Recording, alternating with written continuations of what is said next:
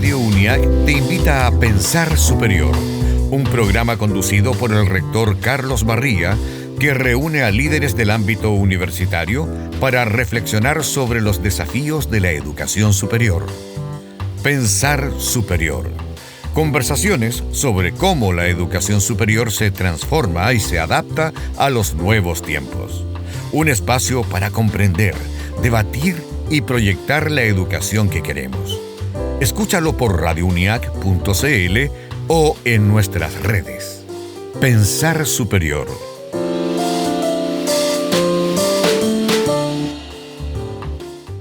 Muy bien, bienvenidos a este nuevo episodio de Pensar Superior, un espacio donde pensamos la universidad del siglo XXI, la universidad que viene, pero también la universidad que necesitamos.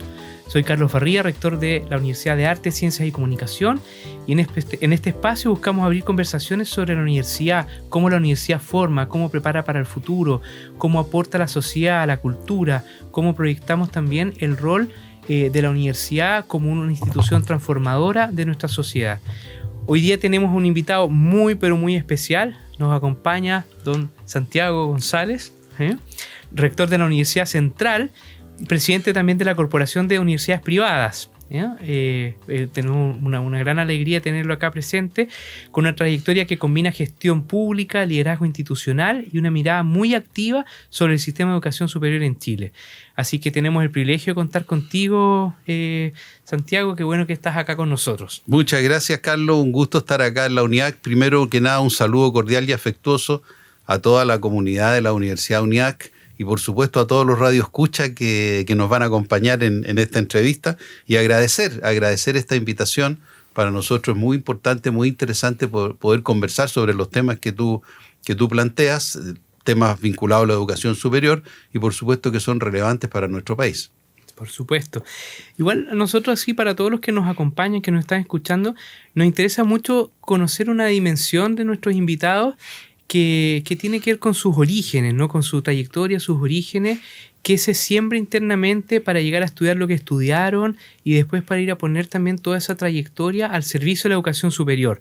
Y tú tienes una trayectoria que cruza gestión pública, como decíamos, pero también empresa y universidad, ¿no? Entonces ahí quería preguntarte, para partir, ¿qué te ha aportado toda esta experiencia para mirar la educación superior hoy? Bueno, muy interesante. Yo tengo una larga trayectoria profesional porque he estado en muchas áreas. Yo soy ingeniero civil en obras civiles de la Universidad de Santiago y después me especialicé en administración y finanzas en la Universidad Católica. Entonces, básicamente, en los primeros años de mi profesión me dediqué a la ingeniería, en terreno, ¿no es cierto? Con bototos, trabajando ahí en construcción. Mi especialidad fueron caminos, puentes, túneles. Trabajé en una empresa muy grande de ingeniería, pero después me orienté a las finanzas, ¿no es cierto? Trabajé en banco y ahí adquirí una gran experiencia en lo que es el manejo de los negocios. Luego me independicé, tuve una empresa, ¿no es cierto? Me dediqué al rubro inmobiliario, construimos edificios y ahí me fui vinculando al ámbito público. Y eso ha sido una muy buena experiencia, y en el ámbito público estuve varios años, ¿no es cierto? Primero vinculado a la Empresa Nacional de Minería, a la ENAMI, ¿no es cierto? Después vinculado a una gran empresa pública que es poco conocida en el aporte que hace al Estado de Chile, que es la Polla Chilena de Beneficencia. Fui gerente general de esa empresa durante 7 años y que es una empresa que hace un gran aporte a la beneficencia pública en Chile y hacen una gran labor. Ahí modernizamos la empresa, tuvimos un gran desarrollo. También estuve en la empresa metropolitana de obras sanitarias como ingeniero cuando existía. Y finalmente llegué a ser ministro de Minería en el primer gobierno de la presidenta Bachelet por mi trayectoria en el área minera, que ya venía trabajando por más de 10 años. Y de ahí tuve una inquietud cuando salí del Ministerio de Minería de ayudar a la formación de los profesionales en el área de la minería. Yo me di cuenta que obviamente la minería es la actividad económica más importante que hay en nuestro país y nosotros tenemos que hacer grandes esfuerzos para poder formar jóvenes que quieran dedicarse a la minería, que quieran dedicarse a la geología, porque ellos tienen oportunidades de trabajar en los grandes proyectos de Chile, en los medianos proyectos, pero también en el exterior. Y ahí dije, ya, voy a colaborar en esta área, voy a colaborar en esto y lo voy a hacer desde la universidad. y el año 2010 me fui a la academia a formar el área de la minería en la Universidad Central de Chile.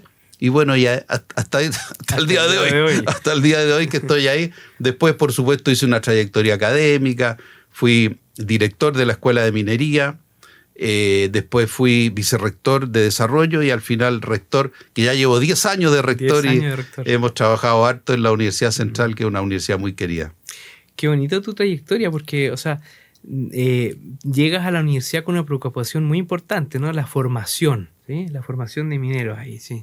Así es, porque esa era la idea. La verdad es que cuando yo llegué a la Universidad Central, la idea mía era fortalecer el área de la minería, que hoy día existe y bien fuerte en la Central, tanto en Santiago como en La Serena, tenemos una gran área de minería.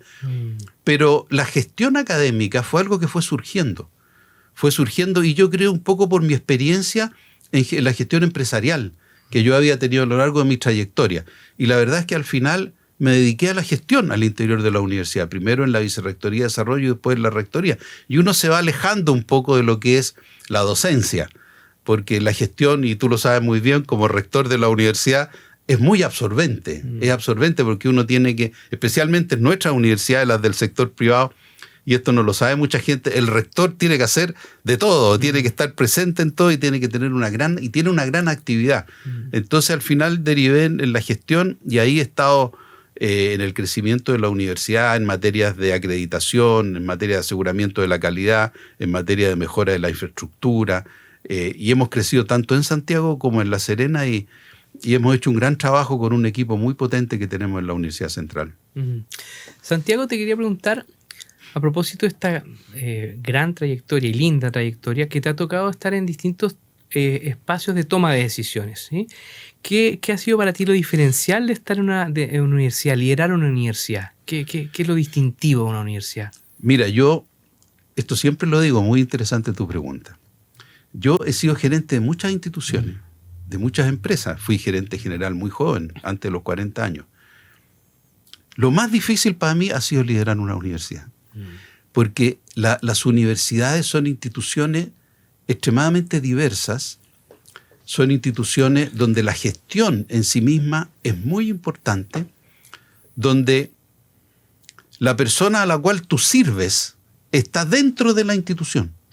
Porque cuando uno es gerente de una empresa de servicio, tus clientes están afuera. En una universidad, las personas que reciben, ¿no es cierto?, el servicio, entre comillas, educacional, están dentro de la institución. Y el cuerpo académico es un cuerpo académico que es muy diverso, y uno tiene que tratar de compatibilizar lo que es realizar una buena gestión, lo que es tener buenos indicadores, ¿no es cierto?, lo que es alcanzar objetivos de calidad y en muchas otras materias con el tema humano. Porque en la universidad el tema humano es muy importante, uno convive con mucha gente. En las empresas es distinto, en las empresas es mucho más frío, se dan órdenes, se dan instrucciones, ¿no es cierto? Yo fui presidente de Codelco, por ejemplo. Codelco es una empresa gigante, pero ahí el nivel de vinculación que tiene con la gente es muy restringido, porque hay mucha diferencia entre los distintos cargos. Por lo tanto, pero en una universidad es distinto. En una universidad vive en el día a día con la gente, uno se encuentra con los profesores, puede compartir. Entonces, desde el punto de vista humano, el aporte y la relación que tiene uno en una universidad es muy, muy compleja y requiere mucha voluntad, requiere mucha dedicación y requiere un gran compromiso. Entonces, desde ese punto de vista, yo te diría que por eso que yo digo que las universidades son las instituciones más difíciles de gestionar por el tema humano. Pero además, yo te diría que son instituciones donde la retribución hacia la persona es muy, muy importante. Y uno tiene grandes satisfacciones. Tiene grandes satisfacciones porque uno ve a los chiquillos, a los jóvenes cuando entran a primer año y ve cómo salen. Y son totalmente distintos. Especialmente en nuestro tipo de universidad, que son universidades enfocadas a las clases medias y alumnos muchas veces vulnerables, donde vemos el cambio y el aporte que hace uno a la sociedad formando a estos jóvenes, que muchas veces no tienen muchas oportunidades de hacerlo y nosotros cumplimos esa función. Por eso que el gestionar una universidad es algo muy bonito, pero es muy complejo. Sí.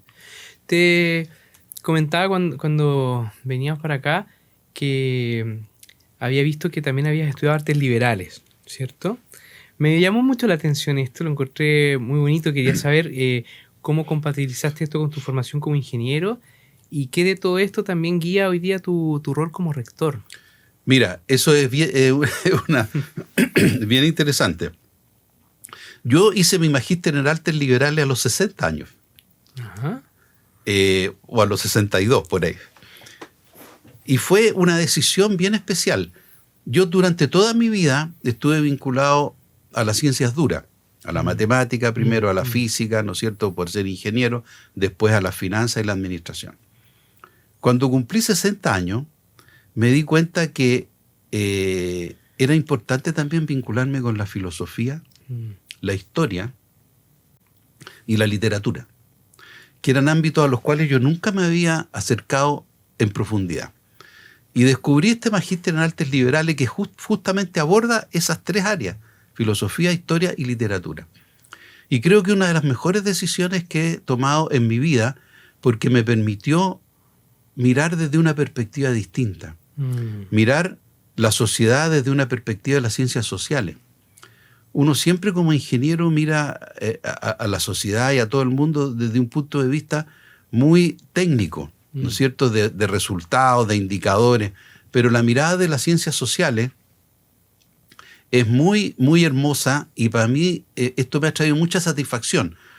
Primero, porque me permitió conocer, ¿no es cierto?, muchos autores de filosofía, por supuesto, muchos autores de la historia, y vincularme con la literatura, lo que ha enriquecido mucho mi vida, porque uno, al conocer más de esas áreas, uno tiende a vincularse más, a leer más de eso, ¿no es cierto? A mí siempre me ha gustado leer, mucho, pero cuando uno tiene una formación en esas áreas, ¿no es cierto?, universitaria, uno aprende a leer y a estudiar desde una forma un poquito distinta, y le saca mucho más provecho. Por ejemplo, yo nunca me había vinculado con la literatura de Shakespeare, por ejemplo. Y para mí fue una gran novedad, porque los profesores que tuvimos eran de muy buen nivel. Bueno, literatura española, filosofía antigua, filosofía moderna. La verdad es que fue bien sacrificado, porque estuve estudiando 2 años siendo rector. Asistía a mis clases presenciales en esa época, con muy buenos profesores, y ese magíster es un magíster de muy buen nivel y que me ha permitido ganar mucho. Incluso para aplicarlo en mi función como rector. Porque en la universidad, como tú sabes, ¿no es cierto?, las disciplinas son diversas, y uno tiene que tener la capacidad de mirar desde distintos puntos de vista lo que se hace en la institución, y esto, claro, a uno le da una formación que lo ayuda mucho a comprender, ¿no es cierto?, otras miradas al interior de tu universidad. Sí, que ha sido muy positivo, yo lo recomiendo. Además que se da una particularidad. Los alumnos de este magíster son puras personas mayores, que en general ya han hecho una carrera profesional, y llegan a esa edad, como me pasó a mí, y descubren que hay que también meterse en este otro mundo, que es el de las ciencias sociales. Sí. Te quería preguntar ahí por cómo ves tú el contexto de las universidades, partamos en Chile, porque hay algo de toda esa formación que tú dices tan enriquecedora que entregan las humanidades, podríamos decirlo así, que podría estar amenazado en la formación contemporánea. Sin lugar a dudas. Sí. Fíjate que eso es una preocupación que nosotros tenemos. Los jóvenes hoy día, cuando llegan a la universidad, nosotros lo vemos en nuestra universidad, no tienen cercanía con la cultura. Están muy lejanos de los temas de cultura. Y cuando hablo de cultura, hablo de todo esto: literatura, ¿no es cierto?, conocer un poco de historia, conocer de arte, ¿no es cierto?, conocer de literatura. Ellos están muy alejados de eso. Y nosotros pensamos que un profesional, para ser integral, además de su profesión y de los aspectos técnicos y las competencias que adquiere en la universidad, tiene que tener un nivel cultural mínimo que le permita desarrollarse y desempeñarse en la sociedad. Y eso creemos que es súper positivo, y eso hoy día a la juventud le está faltando. Le está faltando mucho. Pero uno ve que cuando se dan las posibilidades de que los jóvenes se acerquen a eso, en muchos de ellos hay una muy buena reacción. Por ejemplo, nosotros tenemos un curso en la universidad que dicta el maestro Roberto Bravo, el pianista. Y Roberto hace ese curso hace varios años que se llama Música y Poesía, donde él, en un piano, en la sala de clase, invita a poetas. Entonces él comparte con los estudiantes y vincula la música con la poesía. Fíjate que partimos en una sala, tuvimos que darle el aula magna por la cantidad de estudiantes que quieren inscribirse en ese curso. Maravilloso. Incluso van estudiantes que ni siquiera están inscritos en el curso, pero van a escuchar. Entonces uno se da cuenta que cuando existe esa posibilidad, hay muchos jóvenes que se interesan. Y yo creo que eso es algo que nosotros tenemos que tratar de incorporar en las competencias que estamos entregando en las universidades, vincularlo en los currículum, incorporar cursos, ¿no es cierto?, que relacionen a los alumnos con la cultura, que los relacionen con este mundo que hoy día con las redes sociales, donde los chiquillos están metidos todo el día en el teléfono, están muy lejos de eso. Pero yo tengo la impresión de que cuando los jóvenes empiezan a conocer ese mundo, ese tema distinto, se empiezan a interesar. Y en eso estamos nosotros en la universidad. Y yo creo que las universidades tenemos que preocuparnos de eso, de elevar el nivel cultural de nuestros estudiantes. Porque además que cuando uno se vincula con la cultura, uno gana mucho como persona. Enriquece mucho su vivir, su diario vivir lo enriquece mucho. Y descubre cosas que cuando está lejano a eso, no las conoce. Qué lindo lo que señala. Hay una persona que me gustaría invitar acá, a lo mejor lo conoce, a don Pedro Morandé, sociólogo de la Católica. Estuve leyendo él sobre los desafíos de la educación superior hoy, y él habla de la universidad como un faro de la cultura, ¿no? Y va en la misma línea de lo que tú planteas, porque todo ese conocimiento que ligado a la sabiduría humana también, ¿no?, que podría verse amenazado por la urgencia de la pragmaticidad, por los números, por la empleabilidad, etcétera, pero se pierde también toda una riqueza humana que la universidad tiene que ser un bastión, resguardar eso, ¿no? Resguardar toda esa formación. Sin duda, porque la universidad es el espacio para desarrollar esa área, ¿no es cierto?, del ser humano. Sí. En la universidad se convive profesores, estudiantes, ¿no es cierto?, de distintas edades, de distintas especialidades. Entonces es un mundo y es un ámbito donde se puede cultivar, se pueden cultivar todos estos aspectos. Y donde a los jóvenes hay que desarrollarle el gusto por la cultura también. Antiguamente, estas cosas como que se hablaban en la casa. Los papás como que a uno lo motivaban a leer, ¿no es cierto?, a conocer de pintura. Yo me acuerdo en mi casa que nosotros éramos una familia de clase media. Yo estudiaba en la educación pública, pero mi padre y mi madre me motivaban mucho a escuchar música, por ejemplo, a leer. En todas las casas había una biblioteca, y eso hoy día no existe. Sí. Todo se traduce a lo que está en el teléfono y en el computador. Entonces eso es un tremendo desafío, y nosotros como universidades podemos colaborar en interesar a los jóvenes para que se acerquen a ese espacio. Además que las universidades son las instituciones donde se reflexiona, sí, donde tiene que haber, surge el pensamiento crítico. Ese es el espacio donde eso ocurre, ¿no es cierto? Y claro, nosotros de repente nos vamos mucho al tema técnico, al tema de la productividad, obtener resultados. Pero esta otra área, ¿no es cierto?, que a lo mejor no es tan clara desde el punto de vista de medir productividad, ¿no es cierto?, medir resultados, medir indicadores, también es súper importante en la formación de una persona. Y yo lo pude experimentar personalmente. Es increíble cómo a mí me cambió la visión cuando hice este magíster y pude compartir con personas que tenían esos mismos intereses y conocer aspectos con los que nunca me había vinculado. Por lo tanto, yo creo que nosotros como universidades tenemos que perseverar en eso. Tenemos que tratar de acercar a nuestros jóvenes, a los estudiantes, independientes de la especialidad técnica, a los temas de la cultura y las ciencias sociales. Bien. Quería contarle también a todos los que nos están siguiendo que, bueno, tengo el privilegio de compartir con Santiago en la Corporación de Universidades Privadas, donde tú eres presidente de la CUP, ¿no? No, un gran agrado tenerte ahí de presidente. Te quería preguntar ahí desde esa posición, ¿qué has pensado con respecto a los principales desafíos que enfrenta el sistema en su conjunto hoy? Lo que tú quieras contarnos. Así. Sí, mira, para mí ha sido una gran experiencia estar en la CUP, primero como rector y después como presidente, ¿no es cierto? Nosotros como universidad llevamos hartos años en la CUP. Es un espacio muy gratificante porque la relación que se da al interior de la CUP entre los rectores es extremadamente afectuosa y muy positiva. Ahí nos juntamos, ¿no es cierto? Bueno, tú participas activamente con nosotros, también lo sabes, y compartimos, conversamos los temas que nos interesan de educación superior. Así que yo creo que ese es un espacio muy virtuoso. También lo creo. Y la verdad es que somos 15 universidades. Siempre la idea es ir creciendo, ir incorporando más universidades al espacio de la CUP, pero yo creo que es muy virtuoso mantenerlo, porque nos permite tener una mirada conjunta. Ahora, sin lugar a duda que la educación superior en este momento tiene grandes desafíos, tiene muchísimos desafíos.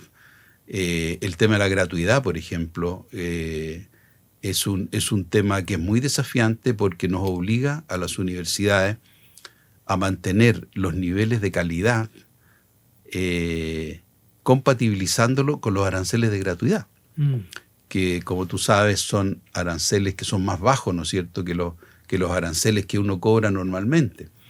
Por lo tanto, ahí tenemos un gran desafío y las universidades que hemos entrado a la política de gratuidad hemos hecho tremendos esfuerzos para poder mantenernos y para poder entregar los niveles de calidad que requiere el sistema, porque la CNA no hace diferencia entre las universidades que están en gratuidad y las que no están en gratuidad. Claro. El nivel de acreditación es igual para todos. Entonces, desde ese punto de vista, yo creo que la gratuidad en la educación superior es un tremendo desafío, pero por otra parte requiere importante cantidad de recursos del Estado. Por lo tanto, tiene que administrarse de muy buena forma. Hoy día escuchaba en la prensa que ya la inversión en gratuidad está superando los 2.800 millones de dólares anuales.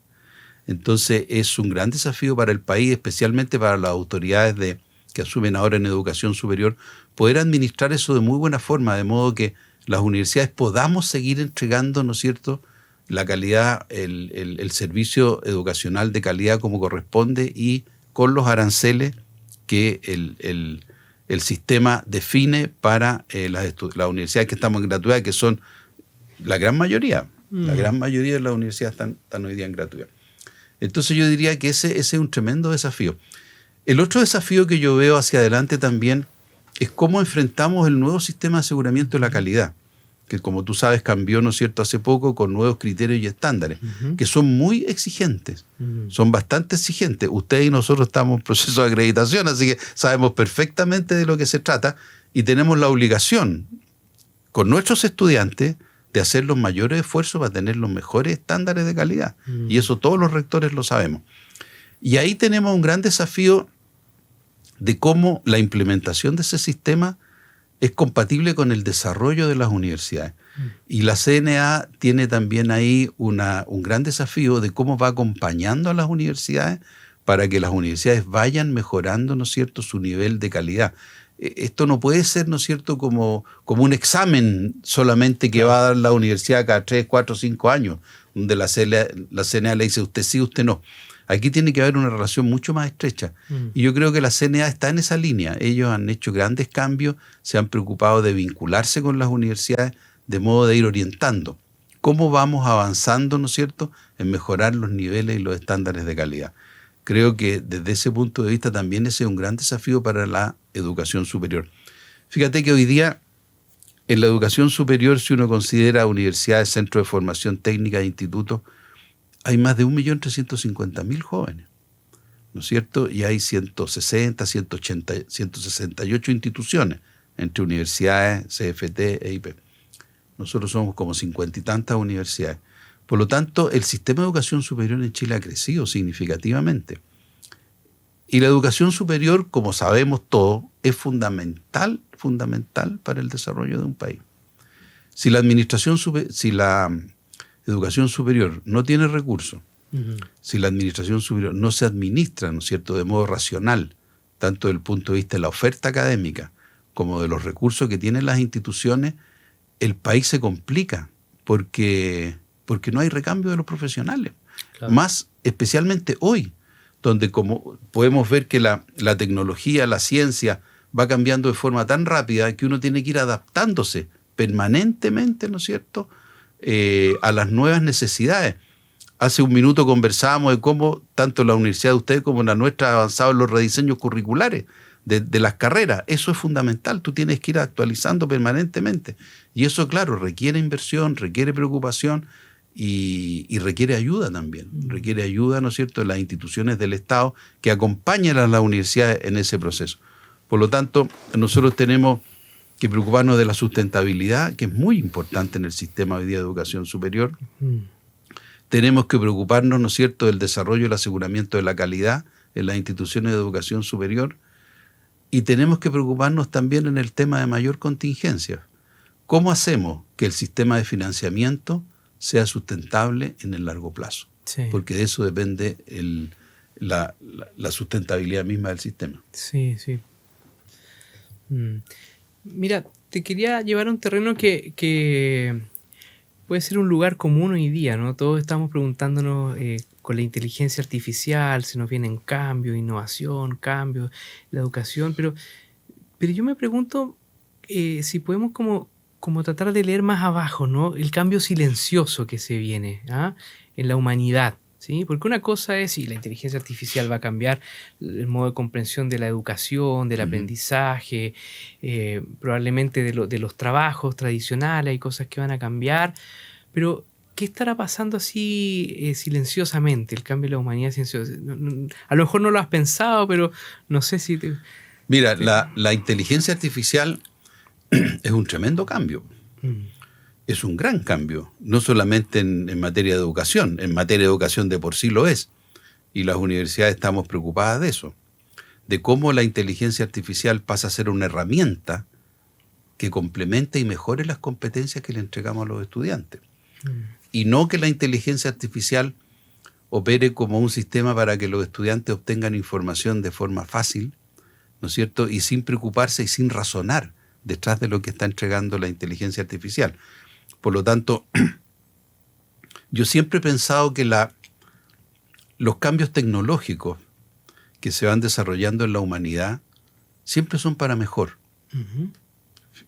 Y uno tiene que saber cómo aprovecharlo y cómo sacarle partido, porque el desarrollo tecnológico es algo que no se puede parar. Mira, mi generación, que es un poco antes que la tuya, debe ser la generación que ha podido apreciar el mayor cambio tecnológico que ha existido en la historia de la humanidad. Fíjate que cuando yo entré a estudiar ingeniería civil, el año 1974, o sea, hace ya más de 50 años, no existían las calculadoras en Chile. Nosotros cuando yo entré a primer año, me pasaron una regla de cálculo. Claro. Entonces tú dices, yo viví desde la regla de cálculo hasta lo que existe hoy día en tecnología. En 50 años el mundo cambió, pero olvídate, del cielo a la tierra. Yo cuando le cuento esto a los estudiantes en la universidad, dicen, pero ¿cómo, rector? No habían computadores, no habían calculadoras. ¿Y cómo usted trabajaba, cómo estudiaba? Bueno, ese cambio nosotros lo hemos vivido en 50 años, por lo tanto tenemos la capacidad para darnos cuenta cuál es la velocidad con que se va dando el cambio en nuestro mundo. Y esa velocidad hoy día es mucho más rápida que lo que nosotros vivimos como estudiantes y después como profesionales. Fíjate que yo, la primera vez que tuve un computador en mi escritorio, yo era un profesional que tenía trayectoria, tenía, 35 años. Ya estaba trabajando. Antes nunca había un computador en mi escritorio. Claro. Y cuando estaba en la universidad teníamos un solo computador, que era un IBM 360, que cabía en una casa. Bueno, eso a uno lo hace reflexionar de cómo hay que prepararse para los cambios que vienen por delante. Y el cambio es tan rápido que muchas veces el ser humano no se da cuenta y no se adapta al cambio. Entonces ahí tenemos que tener la capacidad para poder reflexionar cómo nos vamos adaptando a ese cambio. Y eso nos obliga, por ejemplo, a mirar las artes liberales también, la filosofía. Cómo la importancia que tiene para el ser humano saber de filosofía, estudiar filosofía. Nadie pretende que seamos todos filósofos, pero aprender a razonar, aprender a entender fenómenos sociales complejos. Fenómenos sociales complejos que al final es con lo que tenemos que convivir. Si la tecnología siempre va a estar y siempre va a ir avanzando, pero el ser humano tiene que adaptarse a los fenómenos sociales complejos que van ocurriendo en paralelo con el desarrollo tecnológico. Y eso no es fácil. Y se hace cada día más complejo. Y si uno no logra manejar eso, empiezan los problemas sociales. Tú como psicólogo los conoces muy bien. Los niños se transforman en jóvenes vulnerables. Empiezan a existir problemas psicológicos fuertes. Por ejemplo, la resiliencia de los jóvenes hoy día es muchísimo menor a la que tuvimos nosotros hace 20 o 30 años.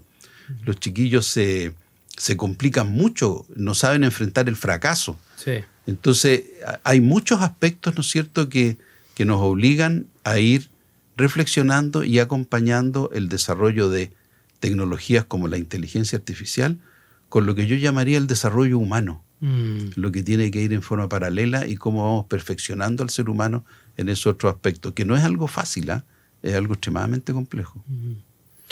Bueno, toca, Santiago, un punto que o sea, es una gran preocupación que tenemos internamente y seguramente va a ser un gran desafío en la sociedad, que tiene que ver con la salud mental de los jóvenes que están llegando a las aulas de clases, ¿no? Te quería preguntar también qué otra idea te has hecho así de los cambios en los jóvenes que están llegando a la universidad, del perfil, ¿no? A propósito de todos estos cambios. Mira, eso nosotros lo hemos estudiado en la universidad y los jóvenes sin duda que han cambiado. Yo soy rector hace 10 años. Sí. Y hace 10 años los jóvenes eran distintos, eran mucho más rebeldes de lo que son ahora. Estoy hablando antes de la pandemia, fíjate cómo la pandemia puede haber cambiado eso también. Eran más rebeldes. Más rebeldes. Mucho más rebeldes. Eran rebeldes, contestatarios, más vinculados con la política. Hoy día los jóvenes que están entrando a la universidad ya de hace 3, 4 años después de la pandemia, son personas más tranquilas, pero son psicológicamente mucho más vulnerables. Y nosotros nos damos cuenta por el apoyo que tenemos que darles en materia psicológica. Bueno, todas las universidades tenemos apoyo psicológico a nuestros estudiantes y vemos cómo los chiquillos, lo que te decía hace algún minuto, tienen poca capacidad para enfrentar dificultades y enfrentar el fracaso. Y eso nos preocupa mucho. A nivel, por ejemplo, país, una de las estadísticas que nos ha preocupado mucho es que, por ejemplo, los suicidios de los jóvenes universitarios han aumentado significativamente. En todo tipo de universidades. Y eso es porque desde ese punto de vista ellos son más vulnerables. Entonces, nosotros en la universidad y en todas las universidades tenemos que hacer un esfuerzo para generar una cercanía mucho más estrecha con el estudiante, para acompañarlo, para tratar de entender cuáles son los problemas que está enfrentando y cómo lo podemos ayudar para salir adelante. Porque estos son factores que generan deserción. Si un alumno, ¿no es cierto?, no siente que puede avanzar, que puede estudiar, que puede salir adelante, al final los chiquillos se retiran de la universidad, desertan. Entonces ahí tenemos una responsabilidad adicional. Sí. Una responsabilidad adicional como institución de poder desarrollar planes y programas de acompañamiento y de salud mental, que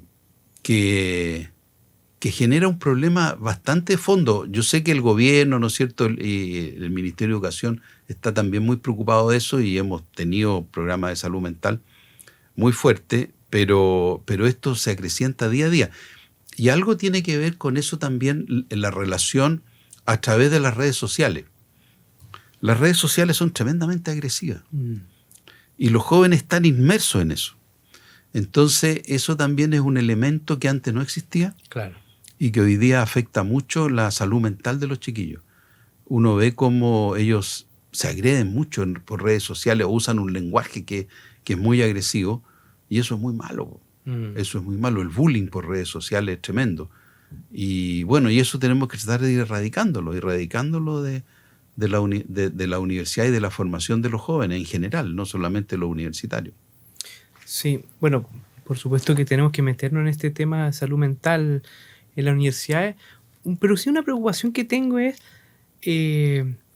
hay distintos síntomas de la época en que vivimos, ¿no? Cómo están llegando los estudiantes a educación superior, si llegan con las mismas conocimientos, habilidades, competencias con los que llegaban hace 10, 15 años atrás. A veces tengo la preocupación de que no se le esté pidiendo a las universidades hacerse cargo de síntomas que son mucho más globales, ¿no? Y que no podamos, por ejemplo, deficiencias en la educación básica, en la educación media, y que en la universidad nivelar, acompañar, y ahora salud mental. No sé si me entiendes, no podemos hacernos cargo de todo en la universidad. Sin duda, tú tienes mucha razón. Y eso es un elemento muy, muy importante. Sin lugar a duda que los jóvenes hoy día no llegan con la preparación necesaria para abordar estudios universitarios. Nosotros lo sabemos y lo vemos, o sea, gran parte de los jóvenes, no todos, gran parte de los jóvenes. Y tenemos una responsabilidad, porque si los recibimos en la universidad, tenemos que tener la capacidad como para que ellos puedan enfrentar sus estudios. Y tenemos que prepararlo, tenemos que acompañarlo y tenemos que nivelarlo. Sí. La educación pública y la educación subvencionada en Chile no permite que el 100% de los estudiantes tengan las competencias requeridas en la universidad, eso lo sabemos.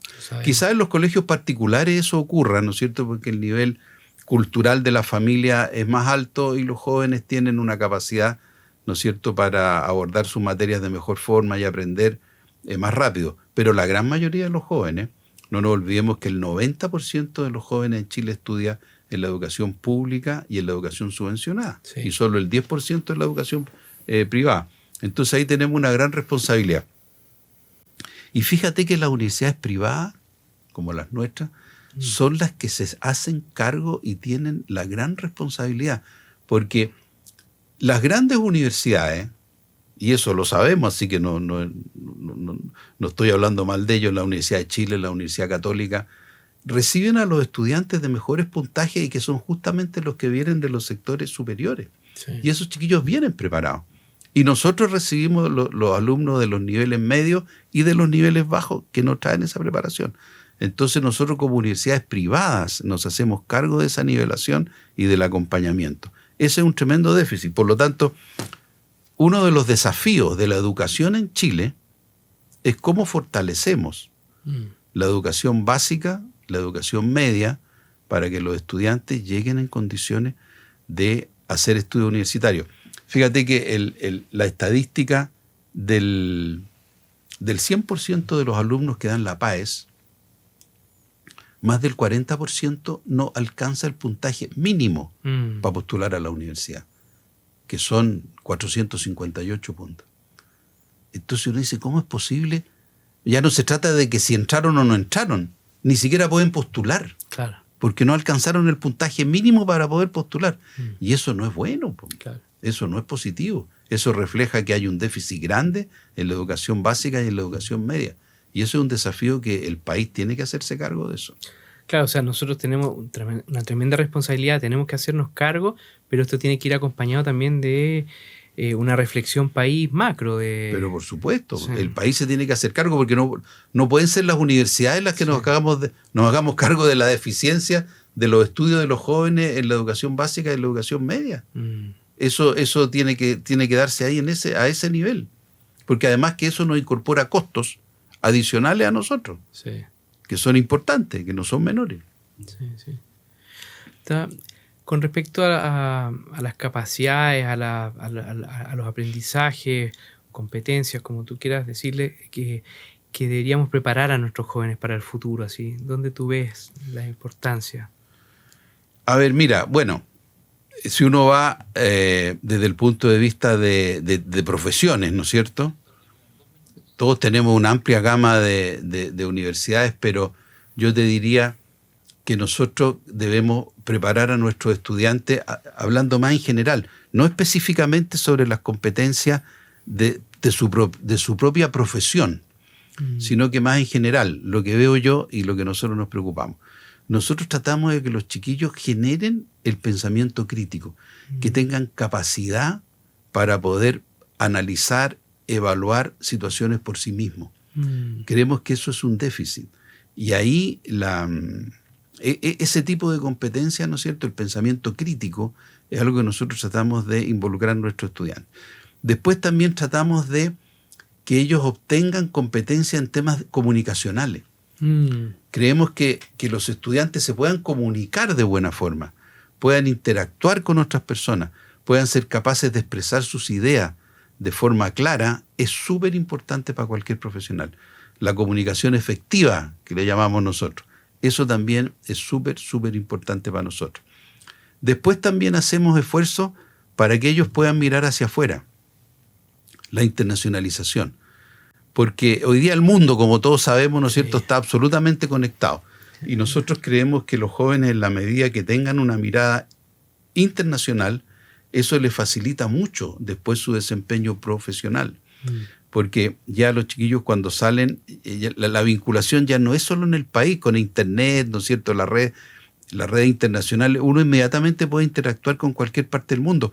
Y especialmente los que quieren dedicarse a la academia, los investigadores, ¿no es cierto?, ya tienen equipos internacionales. Entonces, para nosotros la internacionalización también es algo importante y tratamos de promoverlo entre nuestros estudiantes, para que ellos tengan esas herramientas y tengan esa mirada más de mundo, que no los vincule solamente al estrecho. Por lo tanto, esos yo diría que son competencias al margen de lo que uno le enseña, tal como te decía, vinculado a su profesión. Creo que aportan mucho al desarrollo profesional de los jóvenes hacia el futuro y les generan confianza en sí mismo, que es súper importante para un profesional cuando termina tener confianza en sí mismo, que es lo que más cuesta cuando uno sale a trabajar. Bueno, Santiago, te agradecemos infinitamente esta entrevista. Ha sido muy bonito conversar contigo, escuchar de tu formación, tu trayectoria, tu pasión por la educación superior, tu compromiso también con esta responsabilidad pública que tenemos, porque siempre pienso que las universidades, da lo mismo si son privadas o públicas, tienen una responsabilidad pública muy importante y se nota ahí ese compromiso de corazón tuyo. Vamos a ir terminando, porque ya se nos está acabando el tiempo. Agradecerle ahí también a todos los que nos escucharon hoy día, nos acompañaron en este nuevo capítulo ahí de Pensar Superior.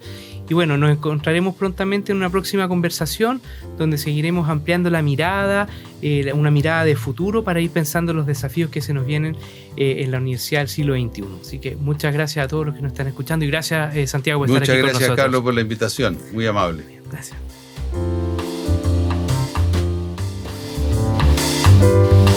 Radio UNIAC te invita a Pensar Superior, un programa conducido por el rector Carlos Barría, que reúne a líderes del ámbito universitario para reflexionar sobre los desafíos de la educación superior. Pensar Superior. Conversaciones sobre cómo la educación superior se transforma y se adapta a los nuevos tiempos. Un espacio para comprender, debatir y proyectar la educación que queremos. Escúchalo por radiouniac.cl o en nuestras redes. Pensar Superior.